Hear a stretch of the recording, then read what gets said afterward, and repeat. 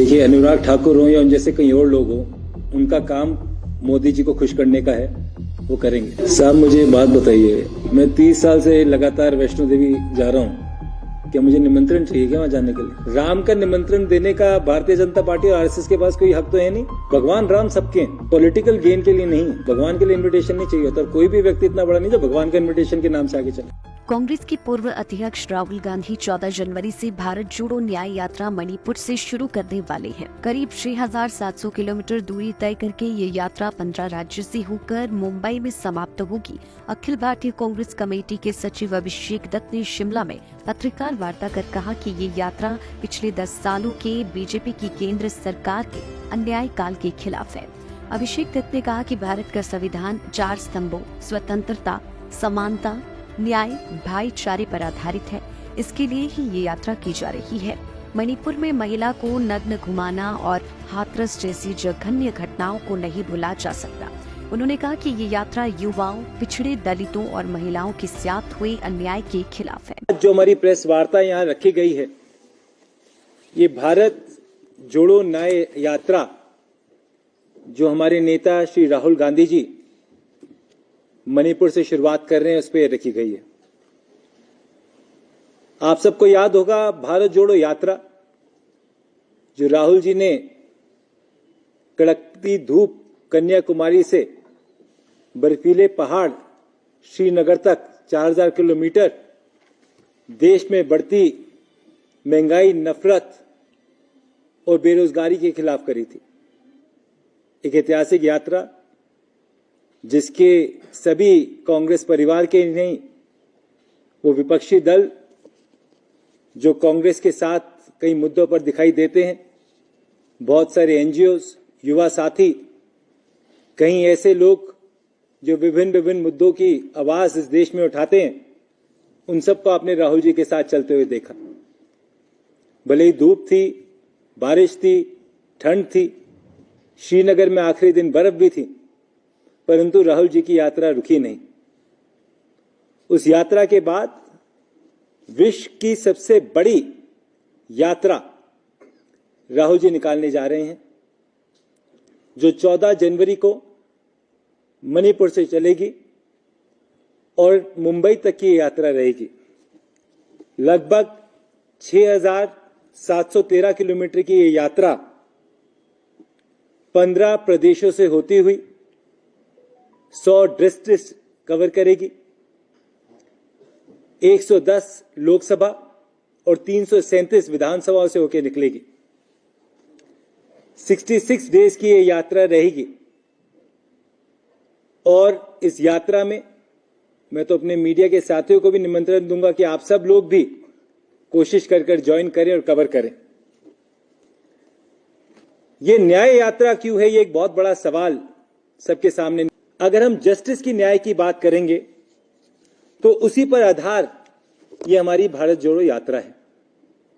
भले ही वो सामाजिक न्याय की बात करें, आर्थिक न्याय की बात करें या भले ही वो राजनीतिक न्याय की बात करें, इन सब न्यायों पर आधारित ये न्याय यात्रा राहुल गांधी जी मणिपुर से शुरुआत कर रहे हैं। मणिपुर एक ऐसा प्रदेश है जिसके बारे में अधिकांश लोग अब बात भी नहीं करते। आप सबको वो दृश्य याद होगा, किस तरीके से मणिपुर में एक बहन को नंग अवस्था में रोड पर चलाया गया।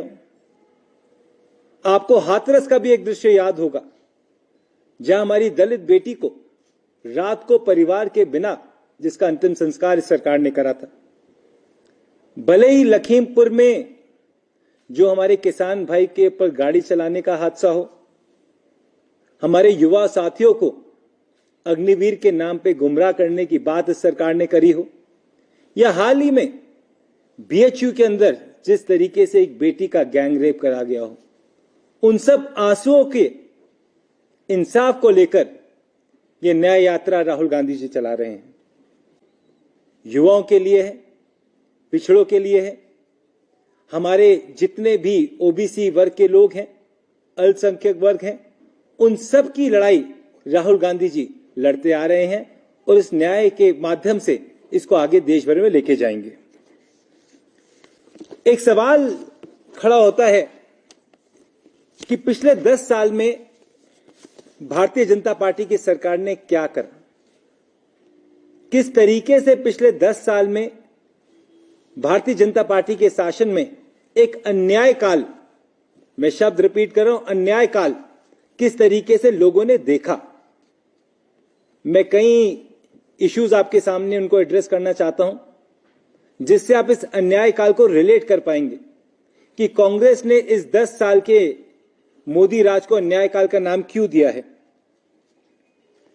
युवाओं की बातों से मैं अपनी बात की शुरुआत करना चाहता हूं। आपको याद होगा 2004 में देश भर में किस तरीके से युवाओं को न्याय मिलता था।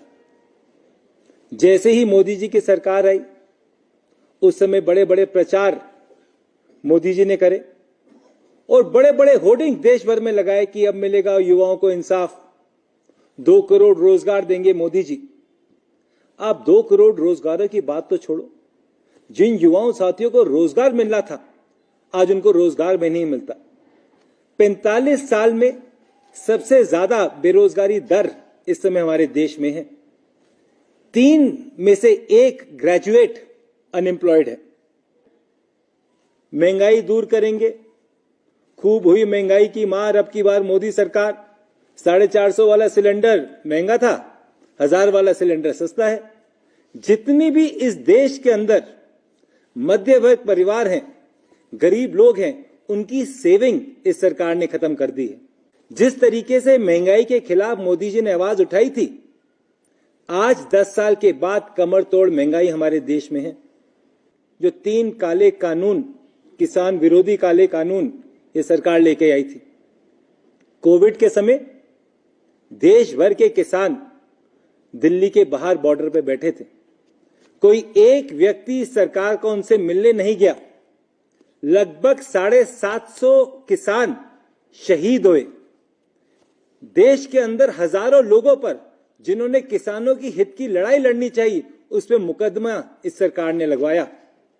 ये तो किसान बैठा था बॉर्डर पर, उनके डर से इस सरकार को ये कानून वापस करना पड़ा, परंतु इस सरकार की मंशा नहीं थी।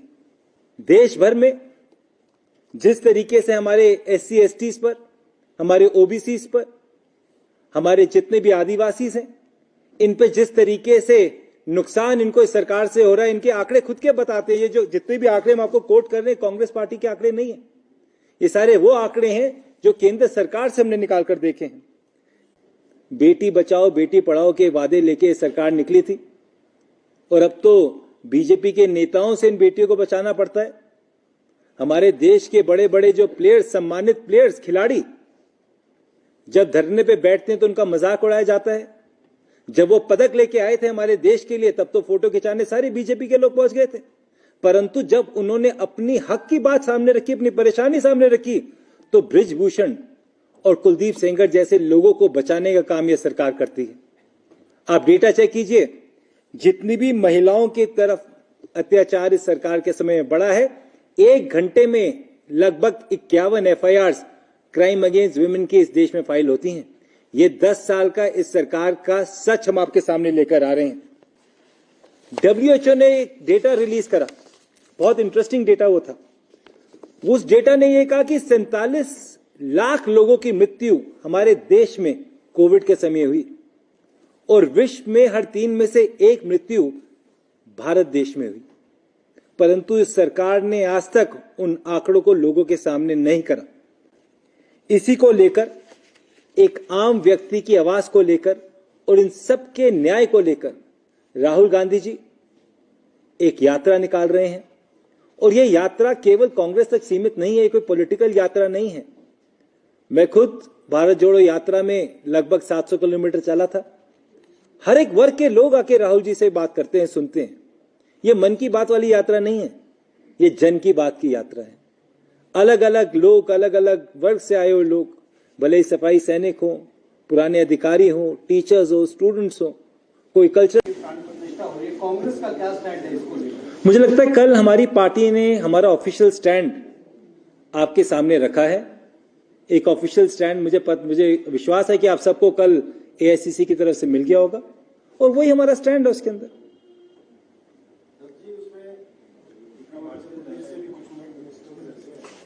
जो कह रहे हैं कि हम जाएंगे, कोई मंत्र नहीं आया, तो एक तरफ केंद्रीय नेतृत्व हो रहा है कि हम नहीं जाएंगे, खड़गे जी नहीं जाएंगे, सोनिया जी नहीं जाएंगे, तो क्या वो हटके जाएंगे, अपने निजी उस पर जाएंगे या वो उसको पार्टी का जो जाएगा वो पार्टी बोले? साहब मुझे बात बताइए, मैं 30 साल से लगातार वैष्णो देवी जा रहा हूँ, क्या मुझे निमंत्रण चाहिए क्या वहां जाने के लिए?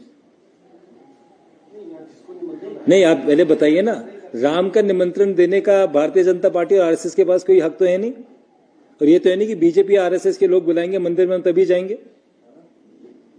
बताइए, मुझे तो नहीं लगता एक मंदिर जो अब तक पूरा नहीं हुआ। मैं केवल एक बात से अपनी बात को विराम करना चाहता हूं कि ये मुद्दा कुछ और है, फिर दूसरे मुद्दे पर हम पहुंच जाएंगे। भगवान राम सबके हैं, पॉलिटिकल गेन के लिए नहीं है। फिर मुद्दा भटक जाएगा, तभी मैं इस मुद्दे पे नहीं जा रहा। तभी मैंने कहा हमारा स्टैंड बहुत क्लियर है। आप हम सब मंदिर जाते हैं, हिमाचल प्रदेश में बहुत मंदिर है, हिमाचल प्रदेश के मंदिर भी जाता हूं। मुझे तो कभी कोई इन्विटेशन किसी मंदिर से नहीं आया। भगवान के लिए इन्विटेशन नहीं चाहिए होता, और कोई भी व्यक्ति इतना बड़ा नहीं जो भगवान का इन्विटेशन के नाम से आगे चले।